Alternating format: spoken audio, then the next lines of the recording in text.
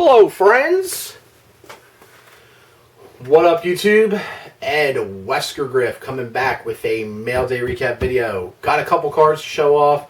We got 2 Game of Thrones cards and 1 future Hall of Famer, potentially PSA slab, that I feel is criminally undervalued right now. If you're into like speculation or value, if that's your shtick, I think you should really take heed on this one particular card. And especially after looking at the pop report on this card, the numbers are pretty wild. But I'll get a little more into that. Since we are living in the Twilight Zone, I've been having a ton of time on my hands. So been going through my set checklist for Game of Thrones. And I think in my last video I said I needed 15 cards to complete Season 7.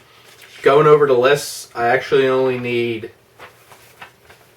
14. So I've been working on this set since it came out, which was 2017.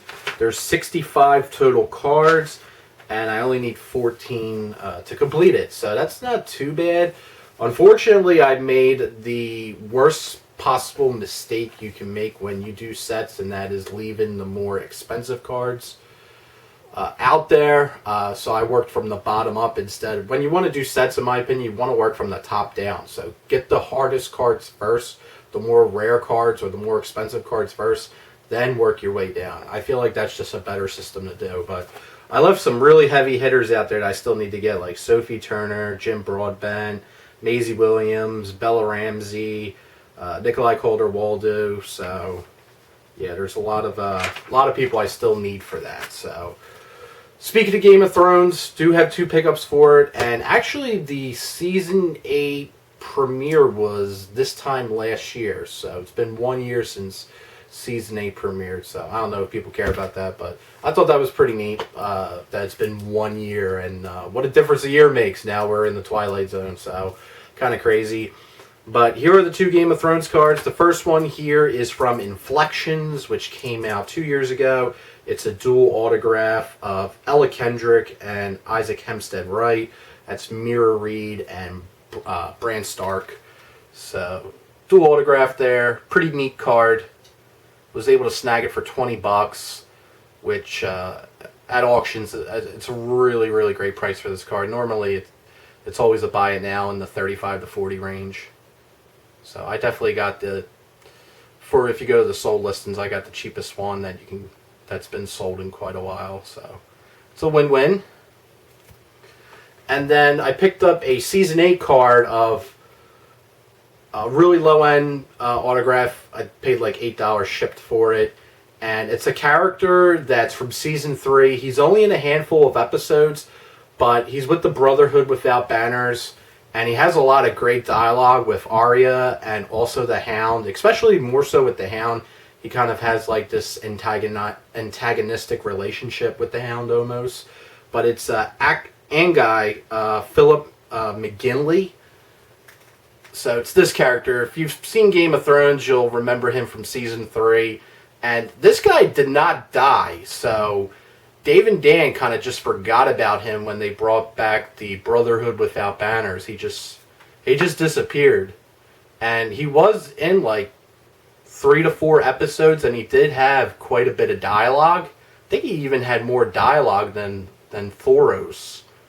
But they just kind of forgot about Mr. Anguy. But cool character, cool interactions that he had with some of the more major characters. But pretty neat pickup there for only $8. Why not? And then the PSA slab. Now this card, if you collect Hall of Fame rookie cards, you guys know that recently, within the last couple of years, the prices on those cards get super jacked if the player is on a path to the Hall. So recently, me and Ray have been talking a lot about Scott Rowland. He's kind of on a path to get into the Hall of Fame. And his PSA 10 rookie card is just ridiculous. I think the cheapest one on eBay is like $300. The last one that sold was around like $280 to $290. And I don't have that card in a Gem 10 in my collection. I do have a copy of the card, but it's not going to gem if I send it in for grading. So the frustrating thing about that is I'm not going to pay $290 to $300 for Scott Rollins rookie cards. Just not going to happen. I'll take the mint 9, which is just fine, and be on my way. But if you look at other potential players on the potential Hall of Fame list who could have that path to the Hall, one of these guys is really, really cheap. I picked this up for $45. This is from 1993 Topps Traded, Gem Mint 10 of Todd Helton. So Todd Helton, this was his second year on the ballot. He got 30% of the vote. So in his second year to get 30%, that's really, really good. And if you look in the future, 2021, 22, 23, there's really not too many big names that are going to be on the ballot. So I really think it will help his case. I do think he will get in the Hall. I think it really helped him that he's been with one team his whole career, being on the Rockies. The Rockies don't have any Hall of Famers, so I feel like that also helps him as well. Larry Walker recently got in, so maybe the writers biased against players who play at Coors Field's kind of dimming down a little bit. But also Todd Helton had a really, really good career. Now, if you look at this card in particular, what I thought was really interesting was looking at the pop report on this card, because if you look at the pop report on this particular card, the 9s are 3 times more than the 10s. So there's over 3,000 9s. And there's only 1,000, I think it was like 1,050 10s. So the 9 to 10 ratio is almost 3 times. And then if you look at the 8s, which is the third highest number, the 8s are around 850. So there's about 850 8s, there's about 3,000 9s, and there's only about 1,050 10s. So it's pretty difficult to actually send this card in and get a gem mint example. So I think the 10s, maybe in 2022, when Helton maybe gets maybe like 40 to 50%, I think you'll see this card start to really pick up in value. So get on the train now. Get on the Todd Helton train now. Spend that stimulus check. Take $40 out of the $1,200 you're getting from Uncle Donald and put it into the Todd Helton. So that's all I got for you guys. I hope you're doing well. I hope you're dealing with this situation best you can.